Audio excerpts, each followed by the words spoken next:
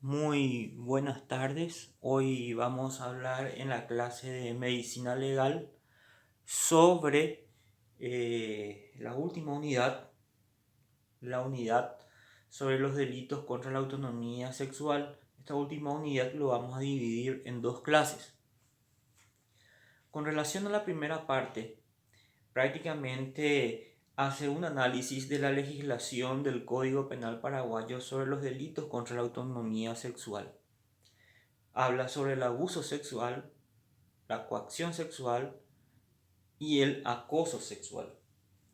En el artículo 130 del Código Penal paraguayo establece el abuso sexual en personas indefensas. El que realizara actos sexuales en otra persona que se encontrase en estado de inconsciencia o que por cualquier otra razón estuviese incapacitada para ofrecer resistencia será castigada con pena privativa de libertad de hasta 3 años. Será castigada también la tentativa.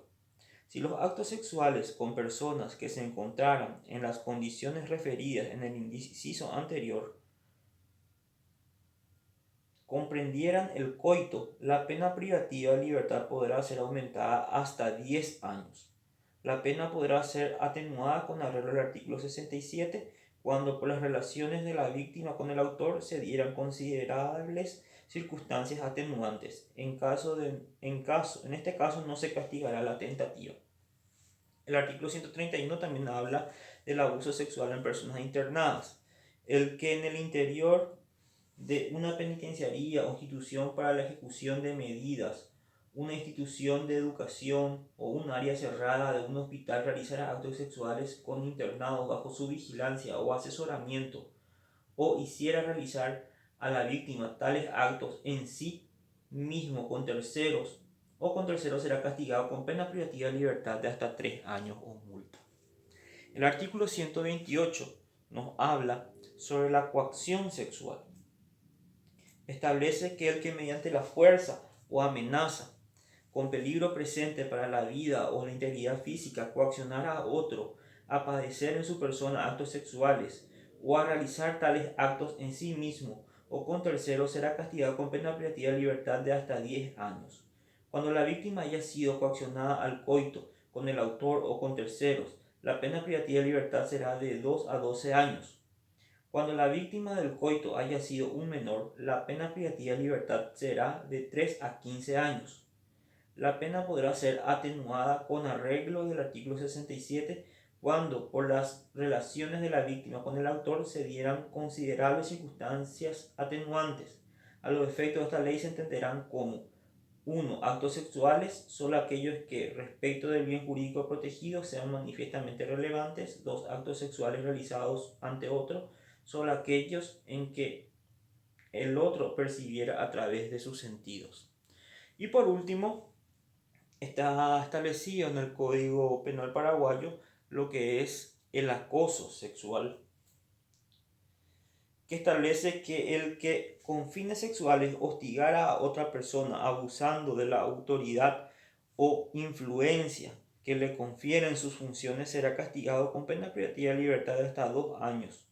En estos casos se aplicará lo dispuesto en el artículo 59.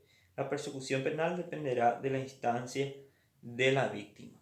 Bien, hay otros delitos también contra la autonomía sexual establecida en el Código Penal paraguayo, como el abuso sexual en niños, abuso sexual en personas bajo tutela, el estupro, actos homosexuales con menores, prosenitismo, trata de personas, en fin, diferentes tipos de delitos de carácter sexual, pero nuestro programa básicamente se remite a estos tres tipos de delito: el abuso sexual, la coacción sexual y el acoso sexual.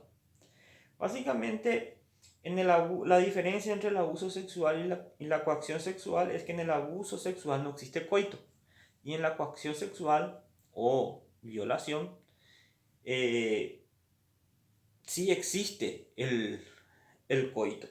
Entonces, en el abuso sexual podemos ver que hay una tipificación en cuanto al castigo de este delito, hasta una pena privativa de libertad de hasta 3 años.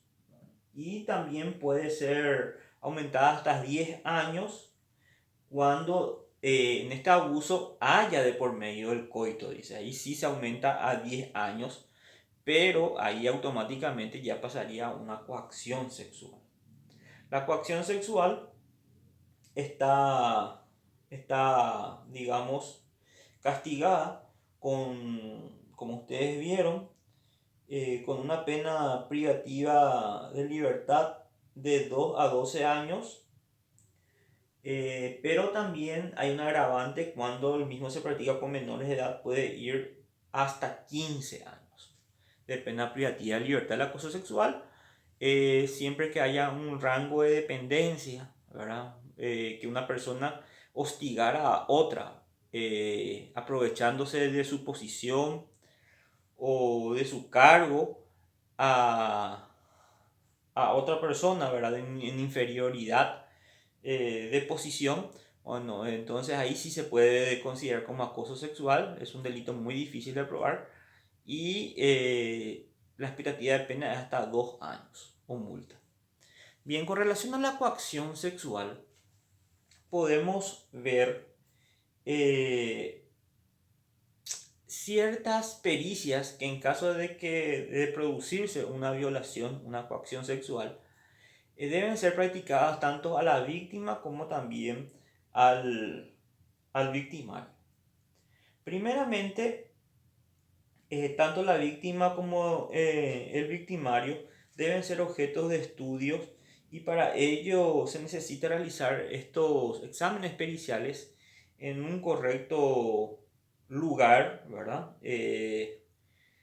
Con buena iluminación, que reúna las condiciones necesarias. En caso de la mujer, primeramente la víctima, deben hacerse tanto análisis extragenitales como también exámenes genitales. Tanto la víctima como el victimario deben hacerse exámenes extragenitales así como genitales.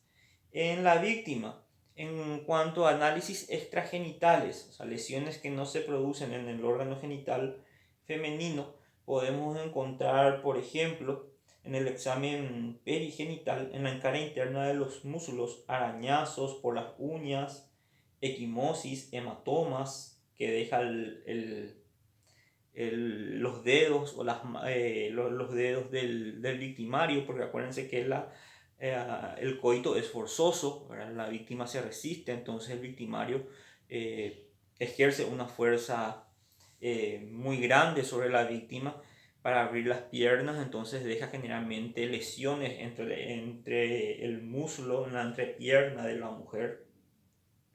Generalmente puede también producirse arañazos. También en la víctima se puede presenciar mordeduras, arañazos, golpes, hematomas, porque el victimario ejerce todo tipo de violencia para someter a la víctima. Mientras que en un análisis ya genital en la víctima, se puede encontrar, por ejemplo, se debe analizar si es que hay en un examen genital, si es que hay un desfloramiento, y si con este desfloramiento existen, digamos, lesiones que van acompañados, como por ejemplo desgarros del himen. Puede ser también roturas, coágulos entre los labios. Si es que la penetración ya ha pasado algún tiempo, si es que existe algún tipo de cicatrización de esas heridas. Siempre la penetración en el coito, cuando una mujer es violada, siempre deja muchas lesiones en el órgano genital femenino. Generalmente la mujer, como se resiste al acto sexual, no se lubrica, no se excita. Entonces la penetración es forzosa y deja muchas lesiones. Diferente es cuando la víctima consiente un acto sexual. Entonces generalmente la mujer, al excitarse, se lubrica, y si bien existe desfloración, estos no están acompañados con lesiones en el órgano genital femenino. Generalmente se encuentran, entonces, en casos de coacción sexual en el órgano genital femenino, se encuentran desgarro del himen, hemorragias. Son lesiones propias de toda coacción sexual.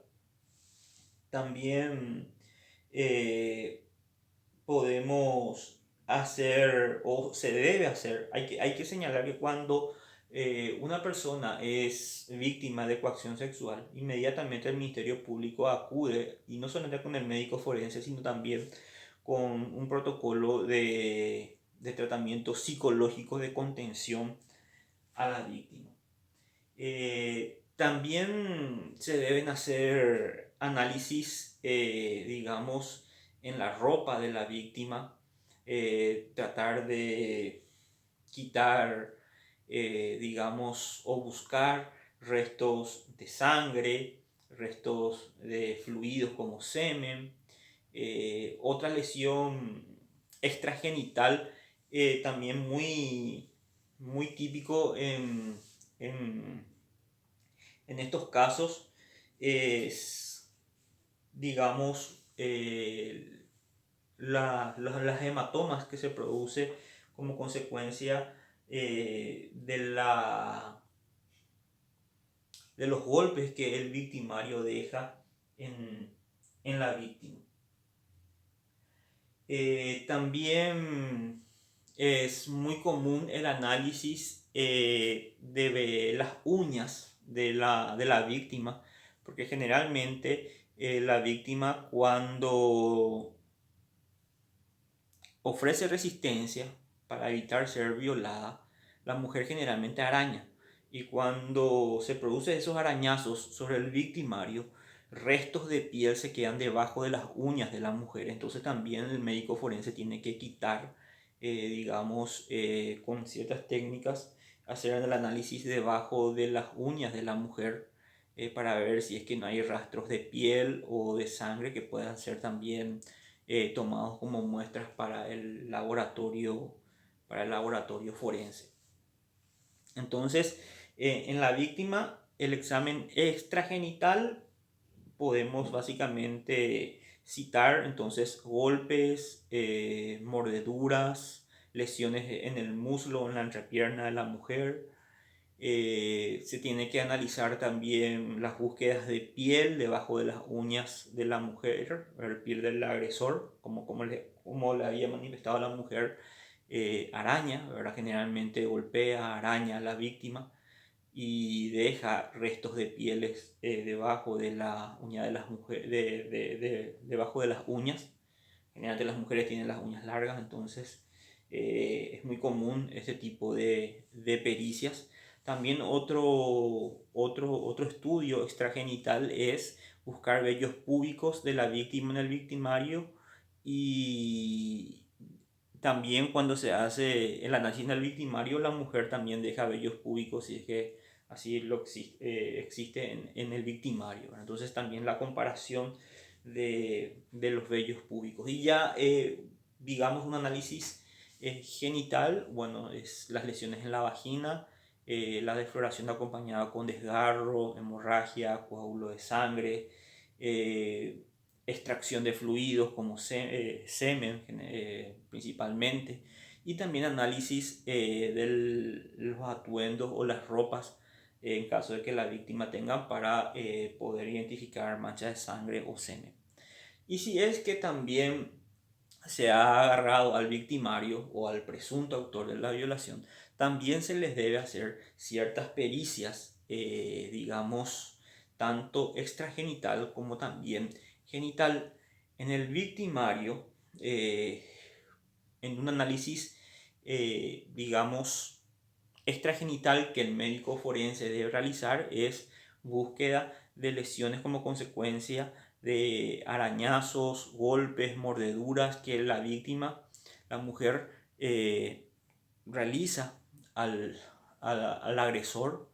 La mujer pega, muerde, araña, hace de todo con relación, o sea, con relación a ese intento de, o a esa violación, ¿verdad? O sea, la mujer se resiste y ejerce un acto de violencia contra el victimario. Y estos actos de violencia se evidencian con golpes, moretones, mordeduras y arañazos generalmente. También se deben buscar vellos púbicos de la víctima en el victimario para las comparaciones en el laboratorio forense.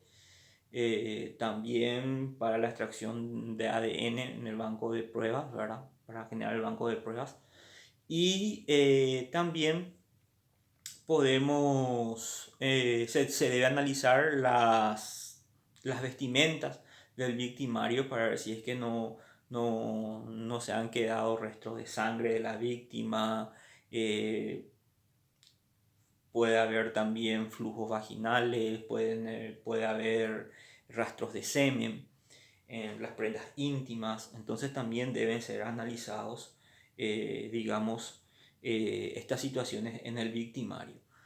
Y en cuanto al examen, digamos, genital, el victimario o el violador también presenta lesiones porque ese acto sexual es forzoso. La mujer al resistirse hace que la penetración sea forzosa y también produce, digamos, a nivel genital del victimario muchas lesiones, como por ejemplo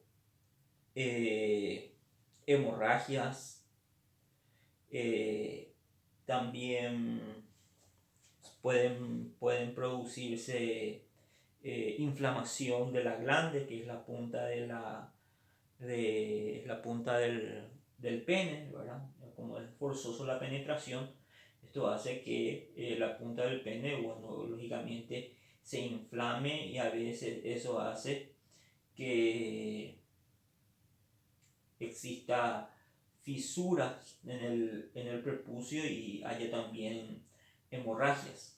También se puede analizar, digamos, con muestras microscópicas, restos de fluidos vaginales y en caso de que la violación haya sido anal, también restos de materia fecal. Entonces, si la violación se produce en un hombre, bueno, también lógicamente van a haber, digamos, lesiones en el ano, ¿verdad? Relajación del esfínter, presencia de esperma en el recto, signos de violencia. Eh, es muy común, por ejemplo, en la coacción sexual a veces en los niños, ¿verdad? De varoncitos. Entonces ahí se hace vía anal, ¿verdad? Entonces estas lesiones van a, a evidenciarse en esa zona del cuerpo. Bien,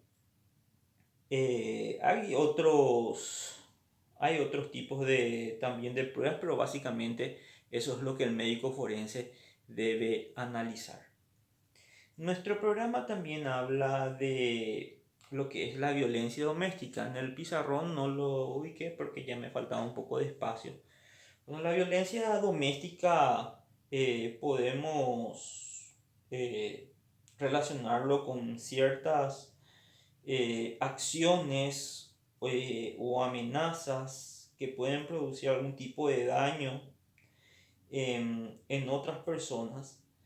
Esta violencia puede ser física, puede ser psicológica, puede ser sexual, incluso hay violencia económica también, ¿verdad?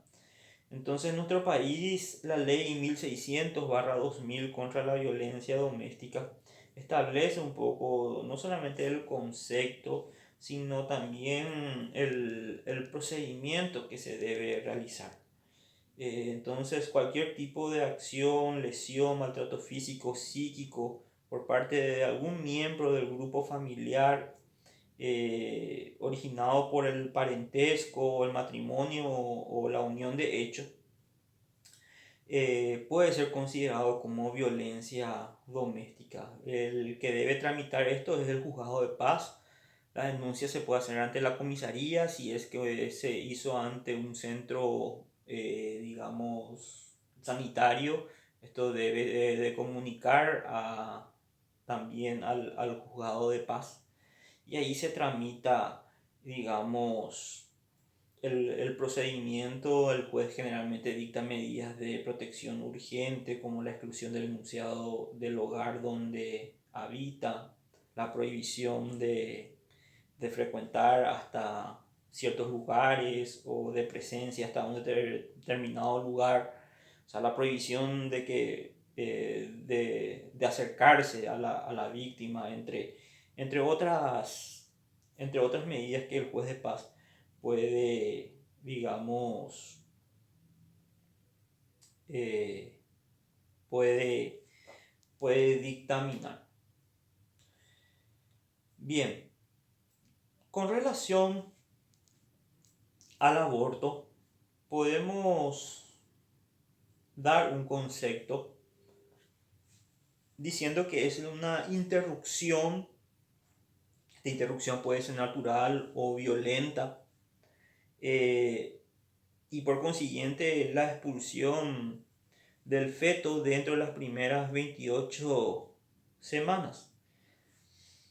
Entonces, el aborto es la interrupción del embarazo. Esta interrupción puede ser de manera adrede, dolosa, puede ser también culposa o puede ser también de manera natural, ¿verdad? El aborto doloso es aquello ya que la mujer se practica intencionalmente con la intención de abortar, de interrumpir ese proceso de embarazo. El culposo es aquella ocasionado por una imprudencia, impericia o negligencia de la mujer, que sé yo, estando embarazada, teniendo un diagnóstico de un embarazo bajo riesgo, se va a una fiesta, baila, farrea, eh, realiza actos que no puede realizar en su condición y como consecuencia de eso se produce, por ejemplo, el aborto.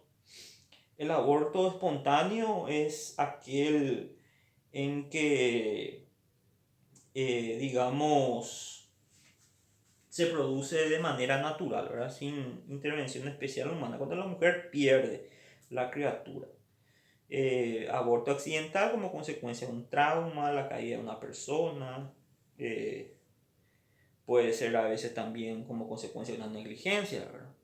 El aborto terapéutico es aquel eh, donde se produce la interrupción del embarazo cuando el desarrollo del mismo pone en peligro la vida de la madre. Esto es aceptado por la legislación paraguaya como el único caso en que se exonera de culpabilidad en caso de aborto.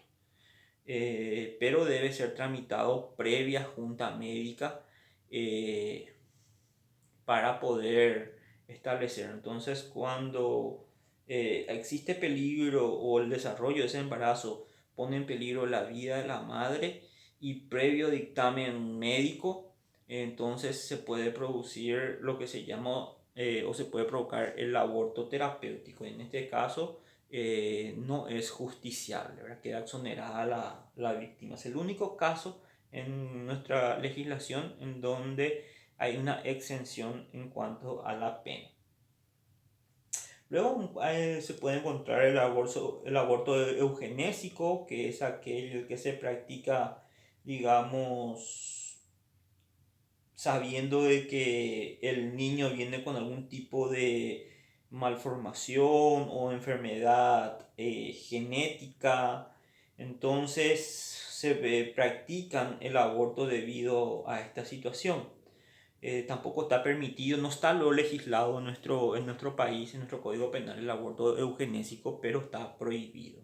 En todo caso, si es que tiene algún tipo de malformación, algún tipo de mal genético, el feto, el mismo debe nacer y dejar eh, que transcurra el tiempo. Y bueno, si es que el niño viene sin algún tipo, sin cerebro, o viene solamente con un pulmón funcionando muy mal, o alguna deficiencia congénita que implica que va a vivir 2 o 3 horas nomás, bueno, ese feto tiene que, ese ser vivo tiene que nacer y dejar que, que viva hasta donde su organismo funcione, ¿verdad? Pero bajo ninguna circunstancia se puede practicar un aborto eugenésico.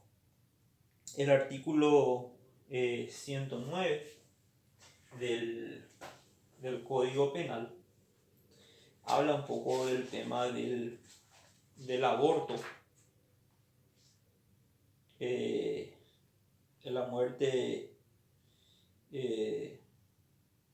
indirecta por estado de necesidad en el parto. No obra antijurídicamente el que causara indirectamente la muerte del feto mediante actos propios del parto, si ellos, según los conocimientos y las experiencias del arte médico, fuera necesario e inevitable para desviar el peligro serio para la vida y la salud de la madre. Es lo que estamos hablando de lo que es el aborto terapéutico. El aborto es un delito en el momento en que la propia Constitución reconoce el derecho a la vida desde la concepción. Entonces hay una tendencia en muchos países de legalizar el aborto. Entonces, si es que esa tendencia querría hacerse palpable en nuestro país, en nuestra legislación se debe cambiar la Constitución, ¿verdad? Entonces, a través de una enmienda constitucional se debería cambiar, ¿verdad? Personalmente estoy en contra del aborto, pero cada quien puede defender sus propias ideas. El tema ha sido discutido y es un tema de constante discusión, ¿verdad? Creo que el último país en legalizar el aborto fue Argentina, en cuanto a los países, digamos, limítrofes. Entonces hay toda una campaña de los que están a favor y de los que están en contra, pero en nuestro país, al ser una normativa constitucional en el artículo 4, reconocer a la vida desde la concepción, el aborto automáticamente queda considerado como un hecho ilícito. En cuanto a las pericias que el médico forense debe realizar para saber si es que existió aborto, bueno, se debe hacer también un análisis extragenital, análisis generalmente en el seno de la mujer, si hay un aumento, presencia de leche, calostro, un análisis también de las caderas, las pelvis, que generalmente tienen, digamos, una mayor dimensión en las mujeres embarazadas. Y después, lógicamente, un análisis ya genital. Generalmente las mujeres que abortan y se complican, porque este acto es realizado en clínicas clandestinas al estar prohibido en nuestro país, ya vienen con serias consecuencias a las instituciones sanitarias, ya vienen con hemorragia. Un claro ejemplo de las lesiones que el perito va a buscar en caso de aborto es la hemorragia vaginal. Dentro de esa hemorragia generalmente vienen ya restos del feto. Como consecuencia hay varias técnicas, ¿verdad? De las técnicas químicas hasta las instrumentales, que son las más peligrosas, pero muchas de esas también practicadas en nuestro país, especialmente en el interior, ¿verdad?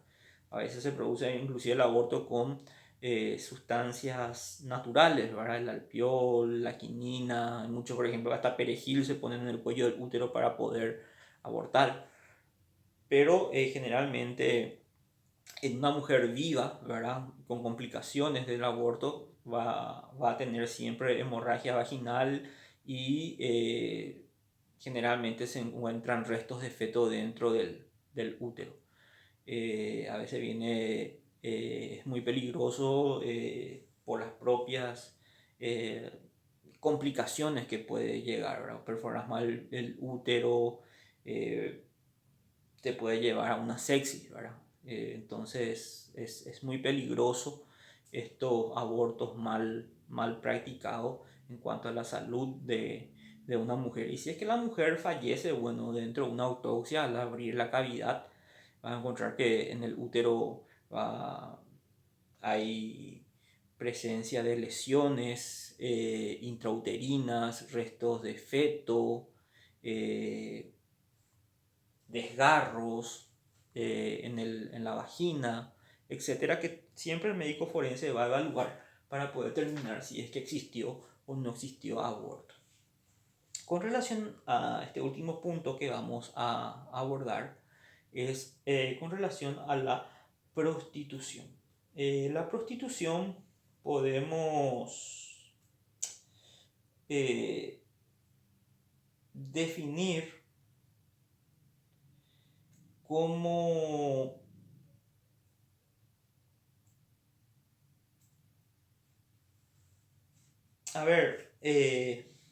acá revisando un material, dice que proviene del latín prostitutio, que tiene el mismo significado que el actual, ¿verdad? Que a su vez proviene de otro término latino prostituere, que significa literalmente exhibir para la venta.